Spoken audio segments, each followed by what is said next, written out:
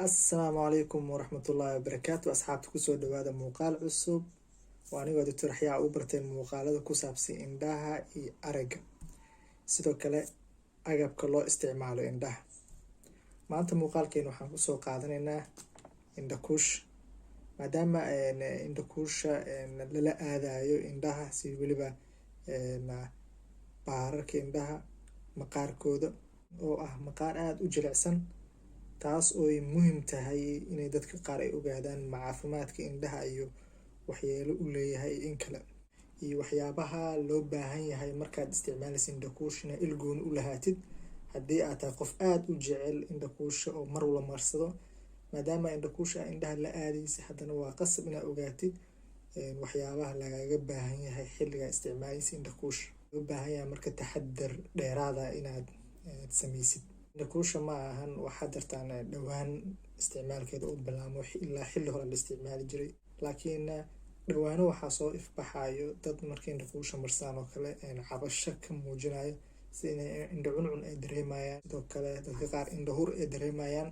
taas ayaa keenaysa muuqaalkan inaan si taxadar leh uga hadalno, si waxyaabaha lagaga baahan yahay aada u ogaatid haddii aad tahay qof mar walba isticmaalo indhakuusha. midda koowaad oo lagaga baahan yahay haddii aad isticmaalaysa indhakuusha ayaa ah in aad dooratid nooca indhakuusha, weliba tayada ahaanna aada u fiirisid.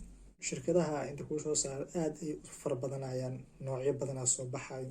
noocyo waxaa jiraada waterproof oo ah markii xataa wejiga aada la aadid biyo kale aanan dhaqmeyn, halka kuwa qaar ee jirto markaa wejiga la aadid biyaha ee dhaqmayo. midaas ayaa imaanaysa marka midee wanaagsan inaad dooratid.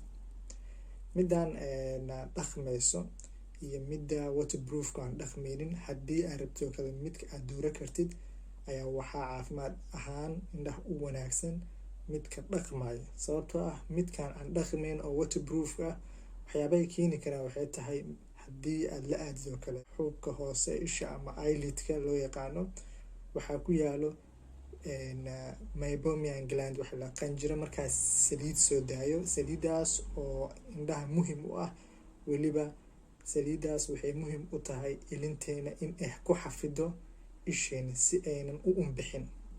marka saliidaas meesha ay kasoo baxdo oo sawir ahaanna kor aan soo saari doono, oo qanjir meibomian gland yiraahdo oo xariiqtinta ah ujeedin cadaanka ah, taas ayaa marka haddii aad marisidoo kale weliba nooca waterproofka ah oo maaragtay culus, waxay u nugushaa marka inay xirto qanjiradaas kasoo baxayo saliida.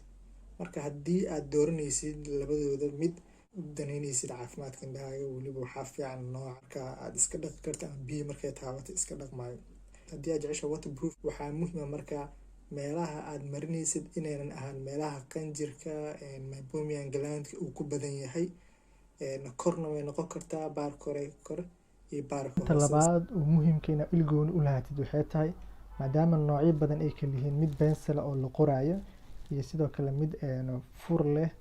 haddii ay tahay mid benselka kale oo qorayo, sidoo kale in aad ilgooni u lahayd bacteria ayaad fuuli karto, kadib indhaha la aadi kartaa.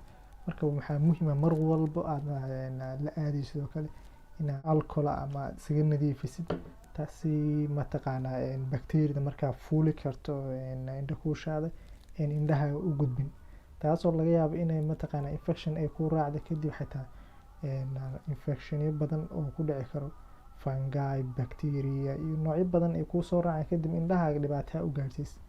marka qofka markuu isticmaalayo oo kale indhakuusha uu marinayo oo kale baararka indhaha oo kale, qofka haddii uu qabo kale xaalad indha qaliil oo kale, badanaa way kusii kordhi kartaa xaaladan. haddii qofka maadaama qanjiradan ilinta soo daaya saliida ay muhiim u yihiin indha qaliilka, oo markiiba hore qofka uu ka xiran yahay, haddii marka uu kusii biiriyo sii mariyo kale, markaa khatarta markaa ama culeyska qofka uu qabo kale way kusii badaneen. marka qofka haddii uu leeyahay indha qaliil oo kale, sidoo kale nabraha kasoo baxo kale baararka hoostiisa iyo korka hadduu qofka qabo, waxaa fiican inuu ka fogaado ama uu meel iska dhigo ilaa uu ka bogsanayo.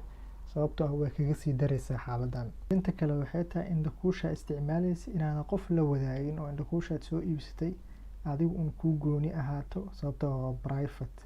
Haddaa qof la adeegsatid qofka bacteria uu leeyahay ayaa isku gudbisiin kartiin.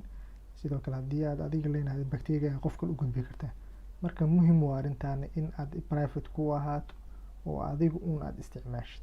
Marka anuu soo koobayo labada shay oo muhiimka waxay tahay inaadan gudaha la aadin, sidoo kale indhakuusha isticmaalaysid tayada ay qabto, sidoo kale in ay tahay indhakuul saxna inaad il gooni u lahaatid, sababtoo ah waxyaabo badan aa markaa lagu soo kordhi karaa oo indhahaaga dhibaato u keeni karo. Midda saddexaadna waxay tahay in aad il gooni u lahaatid nadaafadda markaa oo aadan bacteria markaa fuushay aadan indhahaaga la aadin. Sidoo kale haddii mar walba aad marsid oo kale inaad nadiifisid baararka indhahaaga. Markii intaas laga soo tago waxyaabo badan oo maqlaa jirto oo dadka horena aan ka maqlay tii uu la leeyahay xiriir oo kale aragga inuu kobcinayo oo kale, waxyaabahaas oo dhan ka dhakhtar indhahaan baaritaanadeeda weli lama sameyn. Marka intaas ayaan kusoo gabagabeynayaa muuqaalkeena. Sidoo kale mowduuc walbaan ka hadlayo badanaa waxaan kusoo qaataa community-diina. Waxaa muhiim ah inaad fikradiina ama su'aalaha qabtiin qaybta comment ugu reebtiin. Haddii jiraan waxyaabo la xiriiro caafimaadka indhaha ee aragga, sidoo kale loo isticmaali karo indhaha oo aad su'aalo ka qabtiin qaybta comment ugu weydiiya. Waxaa inoo balnaa muuqaalka xigo. Waxaan idin rajaa caafimaad iyo indho fiyow.